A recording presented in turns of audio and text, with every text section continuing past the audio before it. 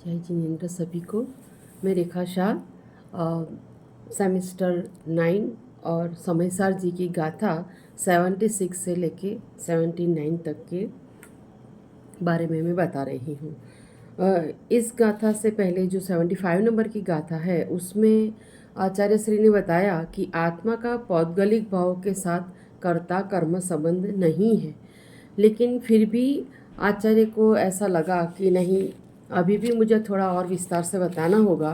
तो उससे लेके ये 76 से लेके 79 की गाथा की रचना उन्होंने की है। अब गाथा जो 76 से 79 है उसकी जो पहली लाइन है वो एक सरखी है, क्योंकि ज्ञानी निश्चय से पुद्गल रूप परिणाम में नहीं परिणमता, और दूसरा है ग्रहण नहीं करता, उत्पन्न नहीं होता, लेकिन किससे? तो आचार्य श्री बताते हैं 76 जो गाथा है उसमें कि अनेक प्रकार के पुद्गल कर्म को जानते हुए भी ज्ञानी निश्चय से न तो परद्रव्य की पर्याय रूप परिणमन करता है, न उसे ग्रहण करता है और न उसमें उत्पन्न होता है।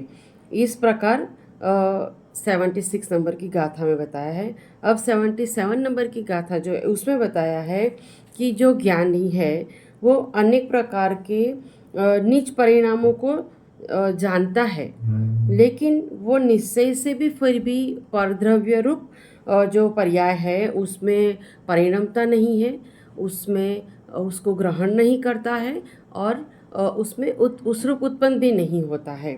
और जब 78 नंबर की गाथा में बताया है कि ज्ञानी पुद्गल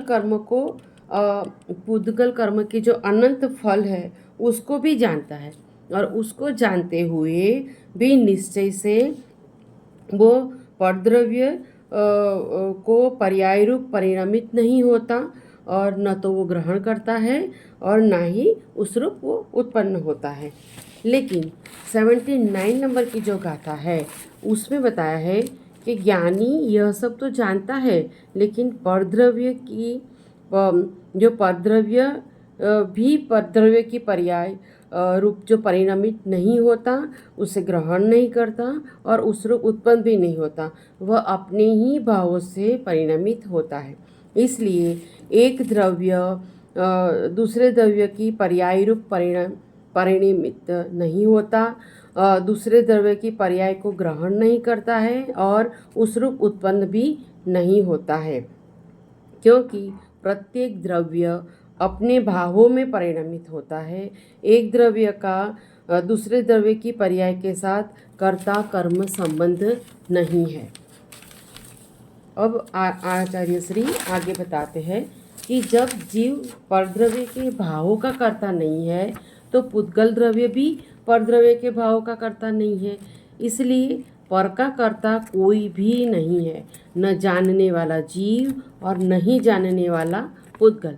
तो तात्पर्य यह है कि जानने और नहीं जानने से पर का कर्तृत्व का कोई संबंध नहीं है।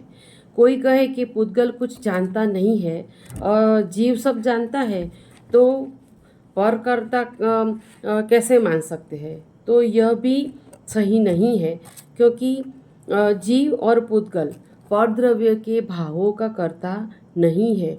जानने या न जानने से पर के कर्तृत्व का संबंध नहीं रहता है। इसलिए आत्मा अनेक प्रकार के पुद्गल कर्म का जानता हुआ, अपने परिणामों को जानता हुआ और पुद्गल कर्म के अनंत फल को भी जानता हुआ फिर भी पर का कर्ता नहीं है। आचार्य अमृतचंद्र जी ने आत्मख्याति में प्राप्य, विकार्य और निर्विक्य 3 प्रकार के कर्मों की बात कही है। अब गाथा में जो आता है उसमें परिणमदी है, उसका अर्थ होता है विकार्य, और होता है गृणदी, उसका अर्थ होता है प्राप्य, और उपज्जति उसका अर्थ होता है निर्विक्य। अब पंडित जयचंद जी छाबड़ा ने कर्ता के 3 प्रकार के कर्म बताए हैं। कुछ नवीन उत्पन्न किया जाए तो वो निर्विक्य कर्म है, पदार्थ में विकार मतलब परिणमन करके कुछ जो किया जाए तो वो विकार्य कर्म है, और नया उत्पन्न नहीं करता और विकार भी नहीं करता, सिर्फ प्राप्त करता है तो वह प्राप्य कर्म है। आत्मख्याति में तीनों कर्मों को व्याप्य लक्षण वाले पुद्गल की परिणाम रूप कर्म में पुद्गल द्रव्य स्वयं अनंत अंत व्यापक होकर आदि मध्य और अंत में व्याप होकर ग्रहण करनार उस रूप परिणमित होकर उस रूप उत्पन्न होकर पुद्गल परिणाम को करता है। वह परिणाम ज्ञानी जानता है परंतु उसे ग्रहण नहीं करता, उस रूप परिणमित भी नहीं होता और उस रूप उत्पन्न भी नहीं होता है। इसलिए यह सिद्ध होता है कि ज्ञानी जीव किसी भी रूप में पर का करता नहीं है। प्रत्येक द्रव्य अपने अपने परिणाम का ही कर्ता भोगता है। विशेषण यह है, एक विशेषता यह है कि आत्मा जानने रूप जो ज्ञान क्रिया का करता है और वर्णादि और रागादि रूप पर का करता नहीं है। क्रोधादि, इसलिए क्रोधादि और पुद्गलादि जो क्रिया है और स्व पर प्रकाशक ज्ञान क्रिया के बीच में भेद ज्ञान करना ही इस प्रकरण का मूल प्रयोजन है। स्व पर को जानने वाला जीव भी पर का कर्ता धर्ता नहीं है और स्व पर को नहीं जानने वाला पुद्गल भी पर का कर्ता धर्ता नहीं है। कलश 40 में आचार्य श्री कहते हैं कि ज्ञानी अपनी और पर की परिणति को जानता है, पुद्गल नहीं जानता। इसलिए परस्पर अत्यंत भेद होने से व्याप्य व्यापक भाव नहीं बनता है और कोई जीव और पुद्गल का कर्ता कर्म भाव है, अगर ऐसा जो समझे तो वो उसका अज्ञानपना है और उसको भेद ज्ञान ज्योति की करबत की भांति निर्दयता से और तात्कालिक भेद बता के अज्ञानपना दूर करना होता है। अंत में यही इस गाथा का सार है कि जानने वाला ज्ञानी और नहीं जानने वाला पुद्गल का पर के कर्तृत्व का उसमें कोई संबंध नहीं है।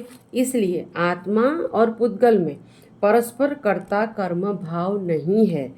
बनारसी दास ने इस कलश का भावानुवाद करते हुए कहा है कि कर्तृत्व बुद्धि का अभाव ही सहज ज्ञाता दृष्टा भाव प्रकट करता है।